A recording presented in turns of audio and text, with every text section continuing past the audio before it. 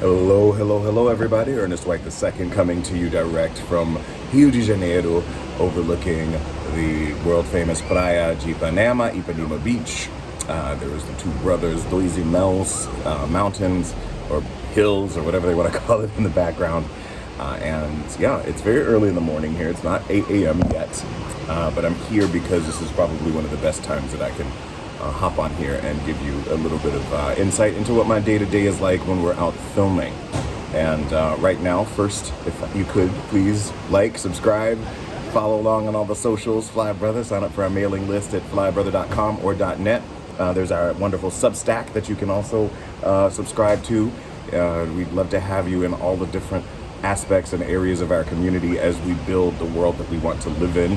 So what's it like to be on the road with us while we film an episode of FlyBrother with Ernest White II? Well, first of all, it's challenging. It's challenging because we are filming something out and about in the real world. It's a docu-series where we don't have a closed set, where we don't have paid performers, where we don't have people who are we don't have the same kind of structure that you would have in a, sorry, I'm trying to keep this thing straight with my hand, but we don't have the same kind of structure that you would have with a larger production. You know, there's me, there's our wonderful director of photography, Pedro Serra, who's been responsible for most of the beautiful visuals that you've seen over the years.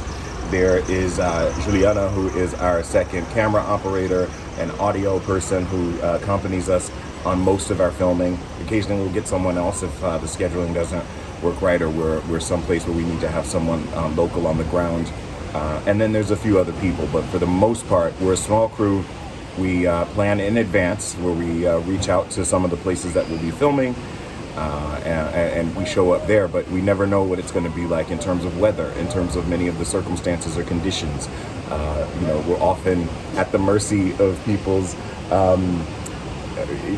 kindness and not ruining our take with loud talk or any other extraneous noises and that kind of thing. And then sometimes, you know, there's the bird that poops on your head, which they say is good luck. It hasn't happened to me yet. It actually pooped on my foot, but hey, 6 of one, half dozen of the other. So anyway, that's a little bit about how things are maybe established or organized, let's say, on the front end. And so once we're on the ground, we'll go to a few places. We try to include 4 different types of segments in every episode. So there's generally a food segment, which we implemented after the first season, because I personally don't travel for the food. I love food. I've always loved food, but I don't travel for the food. And, you know, a lot of other people do. And that was one of the biggest complaints that we got, was where's the food? So we've added food to every episode. There is usually some sort of outdoor or adventure activity, because I do enjoy the outdoors. I always want to include as much nature, greenery, the technology of the trees as we can in every episode. Okay, switching hands. Then there's a little bit more stable. Then there's also some sort of cultural activity, be that dancing, art, music, something that's very specific to the place is the 4th section, and often there's overlap. So, for example, here in Rio, I mean, there's Ipanema Beach, there's Copacabana Beach, there is the downtown area where there's lots of samba school practices that will include going to the Sugarloaf Mountain. You know, I'm sometimes saying things in Portuguese, sometimes in English, so you may see me struggling with one language or the other. But the point being, you know, those unique places we want to include in the episode, and so again, sometimes there's overlap. In this particular episode, we included a Black History tour down in downtown Rio, because Rio was the largest slave port at one point in Latin America. Other slave ports would include Buenos Aires, surprisingly, or Salvador da Bahia, certainly Santo Domingo, San Juan, Havana, New Orleans, Charleston, Savannah. I mean, all these different places, are where we were brought over, and there are many, many more that I didn't name. Of course, Kingston and in the English-speaking Caribbean, et cetera, et cetera. And so there's a thread that those of us of African descent are very well aware of, and in that regard, we included part of that as a section in this Rio episode. We also had food from the northeast of Brazil, Bahia, which is tantamount to the southeast of the United States. And so again, very heavily influenced by the African aspect of the culture, as well as indigenous food practices and European additions. So that was a delicious section with the amazing chef João Diamante, young brother who has studied in France, but he's originally from Bahia. He has settled here in Rio and is doing amazing things with Afro-Brazilian food. The Black History Tour was put on by a historian named Deval, who is also an incredible light and source of knowledge and information for those of us that are seeking it. We hung out here on the beach with Pedro, my cameraman and director of photography.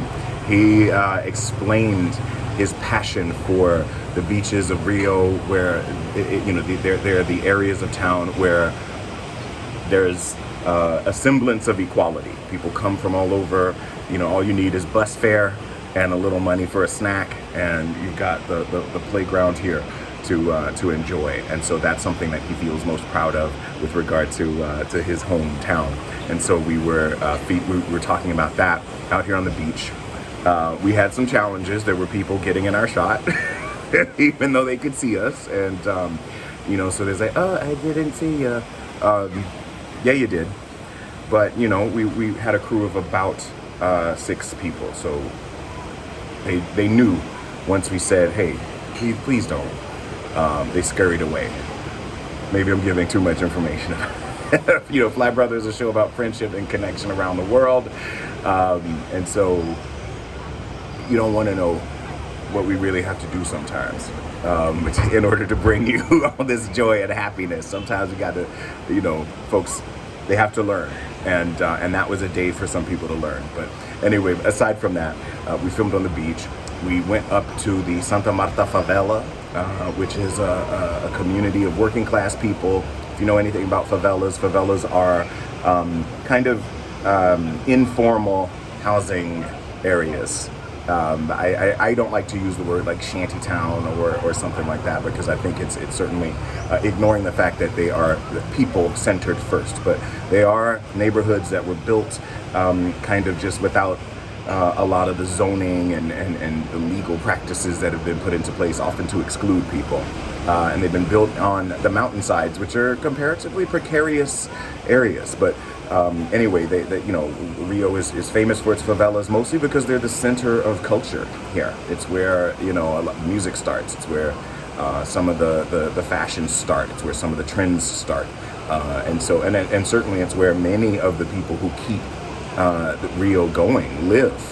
They are the drivers and the housekeepers, and sometimes often professional people live there with their families and that kind of thing. And that's one of the challenges, of course, of Latin America, is where you've got this this huge wealth stratification, and you've got people who have even high levels of education, but for whatever reason have to end up living in situations that are not as ideal as they may like. But we spent time up in the favela with in Santa Marta with one of Pedro's very good friends. His name is Fumasa. He's a guide. He took us up there.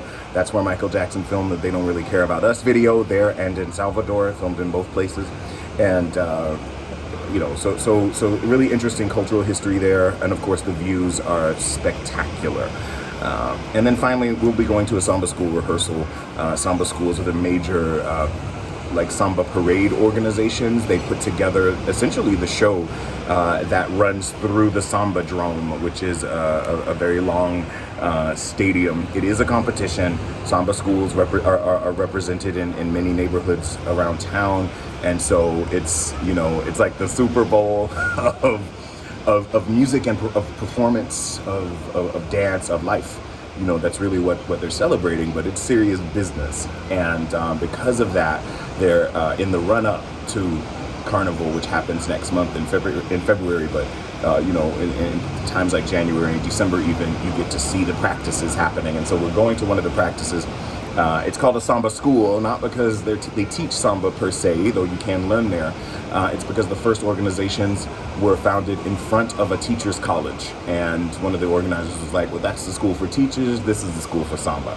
And so that was kind of how the name came about. But anyway, all of that said, we're excited to show you what we've got going on in season 4 of FlyBrother with Ernest White II. 10 phenomenal episodes, of which Rio de Janeiro is just one. And again, it'll be coming out on public television, Create, and all of the other amazing streaming services in quarter 2 of 2026. I've talked your ear off now, but you know, hey, if you find this interesting and enjoyable, stay with us. Thank you so much for being here and for being who and how you are in the world. Ciao, ciao.